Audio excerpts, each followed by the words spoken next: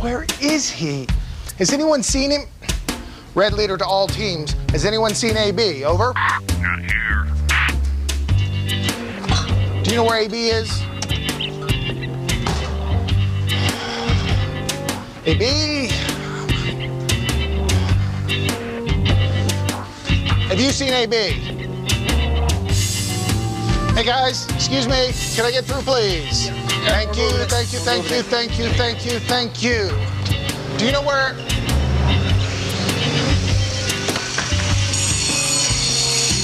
You seen the boss?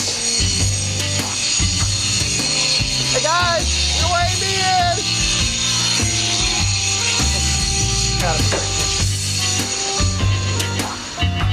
You seen AB?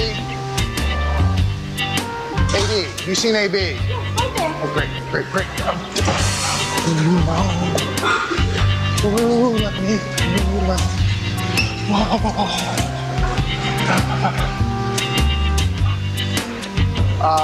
Boss, we're supposed to be shooting now. What am I gonna do with this thing? I still think the salad's a good idea. Oh, it's been done to death. Why don't we stuff it with crab? Why crab? Why crab? Got a freezer full of it. Oh, nice, but no. Then we'd just be turning this thing into a big edible bowl. I know, guacamole. We did that in the dip show. We can't do that again?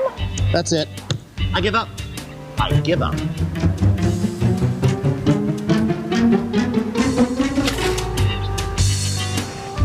Huh. It floats. It floats. It floats! Eureka! What's with him? Lost it. Yep. Cracked and fried. See, it floats. Well, don't you get it, kids? Name something that floats. Ducks. Small rocks. Witches. Well, yes, all those things float, but what I'm thinking of is fat. See, this avocado is 16 to 20% fat. Heck, that's not that different than an egg. Do you know what this means? This means that if we can just move beyond our own prejudices, we'll find that the avocado is more than guacamole in the making. It's goodies!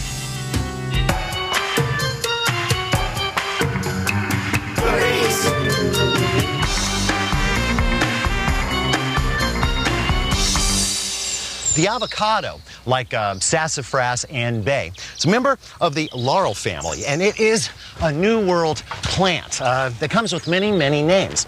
The Incas called it palta. The Mayans in Guatemala referred to it simply as on, and Brazilian tribes called it onchon. Today, the French call these little guys l'avocat or l'avocat, depending on how bad your French is. It's a word that means lawyer.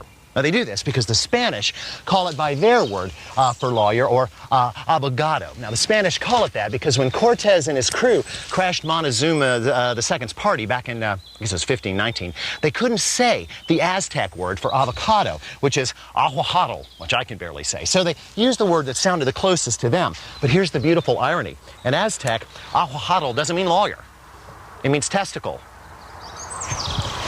Although there are hundreds of specific varieties of avocado, there are only three major types: West Indian, Guatemalan, and Mexican. And all of the avocados commercially grown in the United States are hybrids of those types. The two most common are the bright green Fuerte, which is grown mostly in Florida, and Hass avocados, which are combinations of Mexican and Guatemalan, and they make up about 95% of the California crop.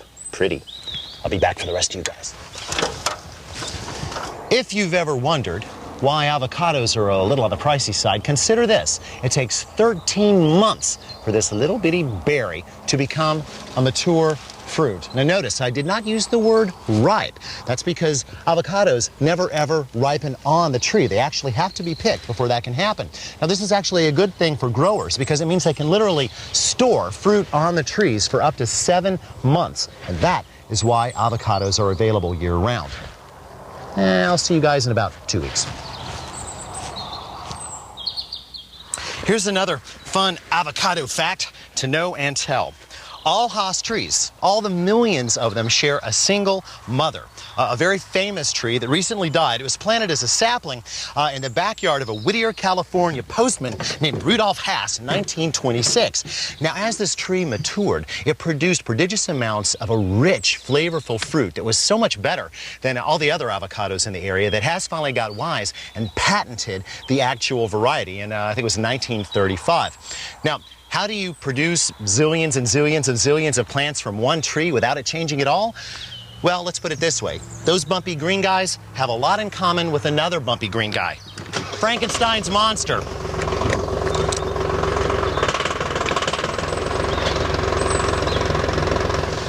Every kid who's made it through 5th grade science in America has done this experiment. You take an avocado pit, you stick some toothpicks into the side of it, you set it on a glass with a little bit of water, just touching the bottom of the seed, and you go away. Come back a few days later, the seed has cracked open, and new life is just jutting out from inside the seed. It's a miracle.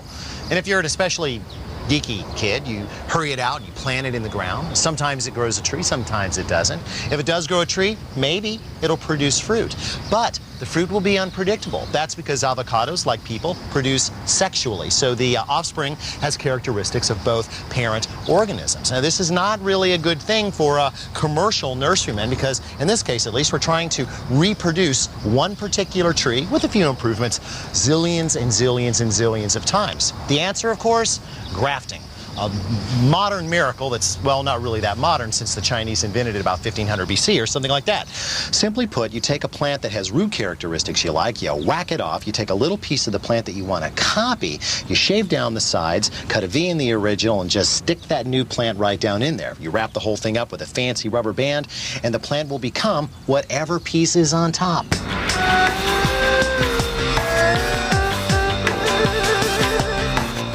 For the grower, the moment that this leaves the tree is really the moment of truth. But for the average American avocado enthusiast, the moment of truth comes when the fruit jumps out of the produce bin and into the grocery cart. Now, shopping is a little bit tricky. There are some basic rules. All avocados, regardless of ripeness, should be heavy for their size and relatively blemish-free.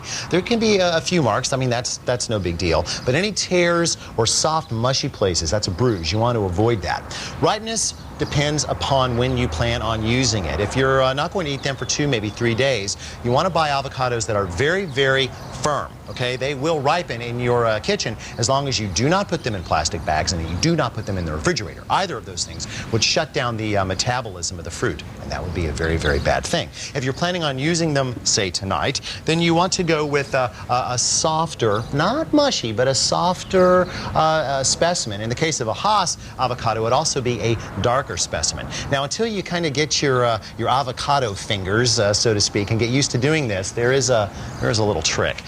Now, if you just kind of flick off this little stumpy piece of the stem like that, and look in, if it's green in the little bitty hole, then odds are very, very good you have a ripe or almost ripe avocado. It'll be ripe in, I don't know, probably tomorrow. So this is good.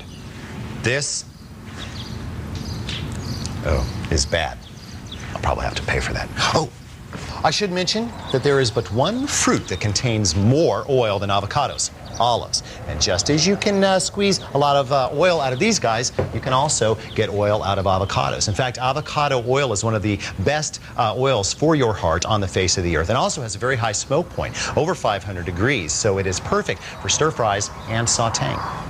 How you decide to store your avocados at home will depend greatly upon their stage of ripeness. If, for instance, your avocados have a couple of days to go, you're going to want to leave them out at room temperature, but you don't want to pile them up on each other like this in a bowl. Literally, this little bit of pressure can actually bruise them as they ripen. The answer will be found at your local coffee shop, probably for free. These recyclable paper beverage holders are the perfect places to stash ripening fruit. There, not pretty, but efficient. Now, if the avocados in question are actually ripe, then the refrigerator is a fine idea, because although the cold in here will prevent unripe avocados from ever reaching their peak condition, it will also slow the spoiling process in fruits that are already good to go. Although we have dealt with disassembling avocados on this program before, if my friends who work in emergency rooms are right, it is a lesson worth repeating. Here's how it goes. Lay the avocado down and take a nice big knife and literally roll across the longitude, okay? Notice I'm not doing this in my hand, I'm doing it down on the board. Now, if the avocado is ripe, you should be able to easily twist it apart. Put this side face down, more on why later, and now removing the pit is easy. Just pop it with the heel of your blade. What's wrong with this picture? Sharp, terrible, sharp knife, soft pink fingers. Don't want to do that. Always protect your hand with a mitt or a towel. There. Now we can safely do this. Just take the knife, kind of pop it, twist to dislodge, and the seed will pop right out. Pinch the blade between your thumb and forefinger, and the pit will pop right off. But don't throw this away. No, it can give you hours of fun. Just stick 3 toothpicks into the pit thusly and place it with the little button down. That's the root, you know.